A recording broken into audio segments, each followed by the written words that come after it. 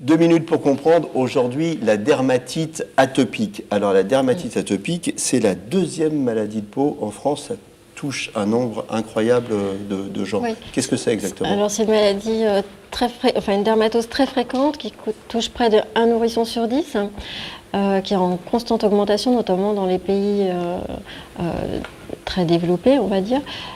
C'est une dermatose inflammatoire de la peau d'origine multifactorielle.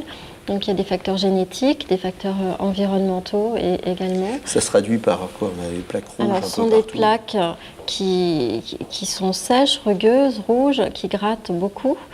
Chez les nourrissons, c'est souvent sur le visage. Chez le petit enfant, c'est dans les plis des coudes, plis des genoux. Et chez l'adulte, c'est souvent le visage et les mains. Et puis parfois, ça peut atteindre tout le corps. Alors en fait, qu'est-ce qui se passe dans la dermatite atopique? Il y a deux phénomènes. D'une part, le rôle barrière de la peau est altéré, parce qu'il y a une protéine qui est anormale, et donc la peau ne fait plus son effet barrière et les allergènes vont pénétrer dans la peau profondément.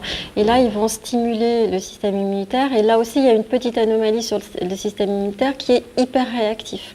Donc les allergènes qui vont traverser vont déclencher une réaction immunitaire une surréaction exagérée qui va déclencher une inflammation au niveau de la peau.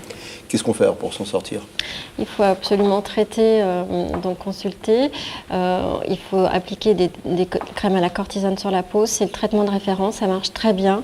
Il faut en mettre tous les jours jusqu'à ce que les plaques disparaissent. Il n'y a pas de danger quand on met la cortisone sur la peau. C'est pas comme quand on la prend en comprimé où on peut avoir des effets indésirables. Non, on n'a pas d'effet indésirable en mettant la cortisone sur la peau. Il faut hydrater beaucoup justement pour essayer de rétablir la fonction barrière de la peau. Et puis, il existe des médicaments par voie orale qu'on peut donner dans les formes sévères, avec notamment un nouveau médicament qu'on appelle le dupilumab, qui est une biothérapie.